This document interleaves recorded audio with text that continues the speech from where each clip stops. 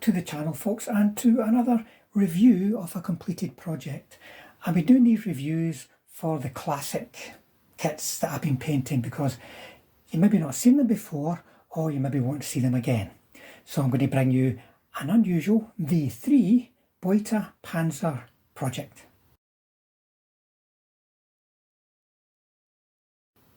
So you won't really get to see these in version 4. The early war French will be coming out next year, but I don't know if there's any plans to incorporate them into version 4 as late war German Beute Panzers. What you see here would typically be used in a German Normandy or D-Day period book. So whilst this isn't going to inspire you perhaps to get one of these kind of formations on your V4 games, it's still worthwhile having a look at.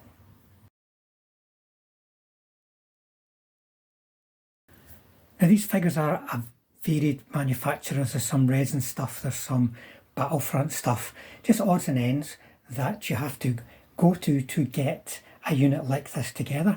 You can get a lot of these kits as 3D printed kits, buying them as completed kits from 3D printing suppliers or printing them yourself. So if you are inspired to do something similar to this, a quick search on the internet will get you the vehicles you need. But we've got some good old classic Battlefront kits here. The Char B has to be one of, especially the Flamer variant, has to be one of the heaviest Battlefront kits out there.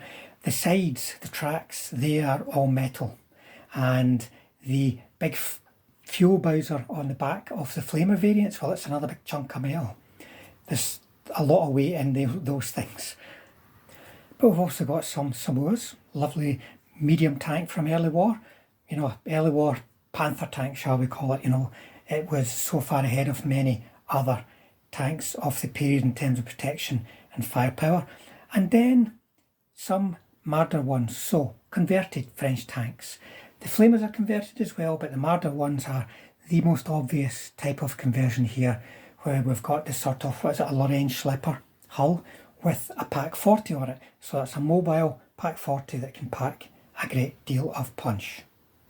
So this formation here can be put together to play alongside infantry. It's got lots of little tanks, several medium tanks, some relatively heavy tanks. You've got Flamer variants, which are going to be very useful against enemy targets if you're counter-attacking, for instance, against a defensive line, and howitzer versions of those Char Bs too. You've got 3 platoons, as you can see, Samoa and Char B as the HQ. Then we've got the overall HQ for the formation here. That's the Char B support unit, and that's some Marders. Add some artillery in there. If you've got the 21st Panzer Division box set, adding to a unit like this, that'd make a really nicely themed force. You just have to figure out, if you're playing version 4, how you would point it. But I'm sure that could be done if you compare suitable tanks like these. For instance, you might be able to find something in terms of Romanian tanks, and alter the points a little if you want to up them for German abilities. The world's your oyster in the game, folks, and you can be creative as you want to be. Now there's 3 bottles of paint sitting at the back here. That's because I used, for the base colour, the dark yellow, as a first tryout, the Atom paints from Big Ammo. Atom is supposed to give similar results as Tamiya lacquer paints. Now lacquer paints spray better and are tougher than acrylics. But lacquer paints have challenges of their own, particularly in that, you've got to use lacquer thinner. You can use slightly different sort of acrylic thinner rather than the pure lacquer thinner with it. But overall, it is one smelly and potentially toxic product that you need to have a great deal of care with when you're working. I recommend that when you're working with any kind of airbrush paint that you wear a respirator and use an extractor booth, and I do that. But with the Tamiya, I feel as though sometimes maybe that's not enough, because I can be working on commissions. Like, imagine what you see there, that's all painted, airbrushed in one day. So that's a lot of time spent with a respirator on, with the airbrush firing, with all these particles going everywhere. A safer option is attractive, and Atom is supposed to be safer. So, what do I think of the atom paint? Well, it's very, very similar to the lacquer paint. So similar that I'm wondering if it is actually a lacquer paint itself. I don't know the chemical makeup of it, but it's so similar to the Tamiya that it's just like working with a lacquer. Tamiya paint is tough, so is the atom paint. Tamiya is hard to brush on, especially if you're painting small areas. It's okay for larger areas, using a larger brush, but for chipping or highlighting, for instance, it's not so good. It's the same with the atom paint. Very, very similar in that respect.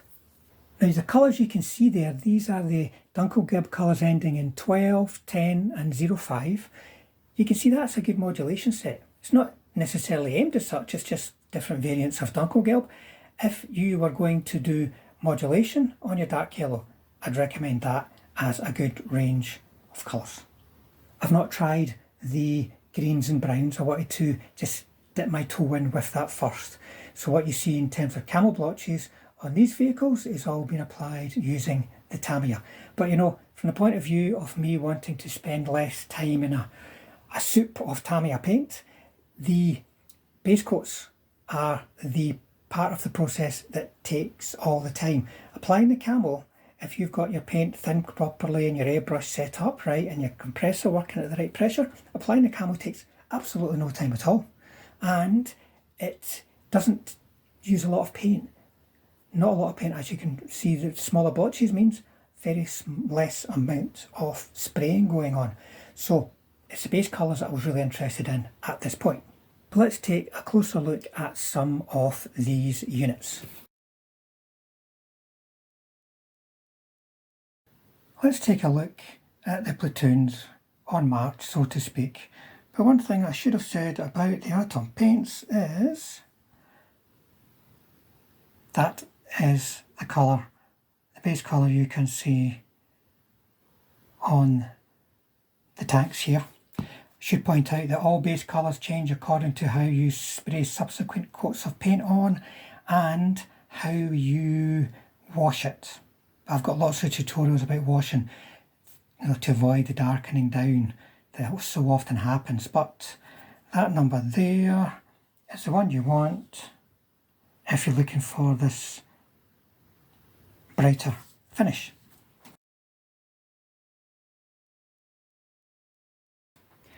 So what we got?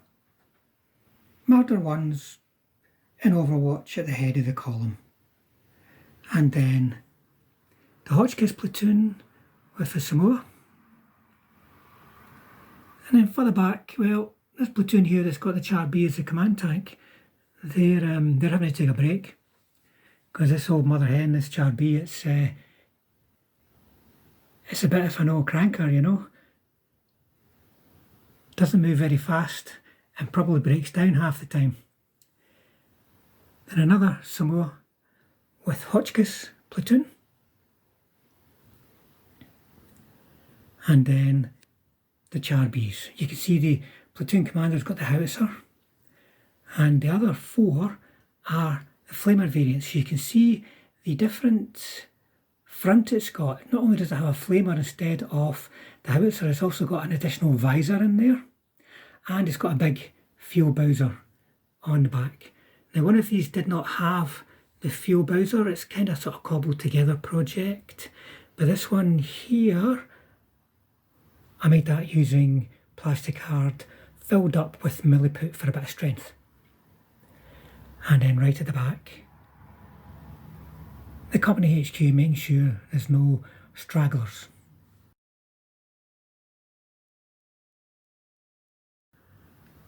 So you can imagine adding, let's say, the 21st Panzer Division box set, if you've got it, into a collection like this, then that would be a really, really nice Normandy force. Good to have, even just for the collection and playing games with your friends rather than competitive Flames of War type matches. But hopefully you found that interesting. If you've got any questions or experience to share with the MiG Ammo Atom paints, stick it down in the comments below. And if you want to get us to paint any of your projects, be it an old classic 3D printed or the new plastic ranges, then get in touch.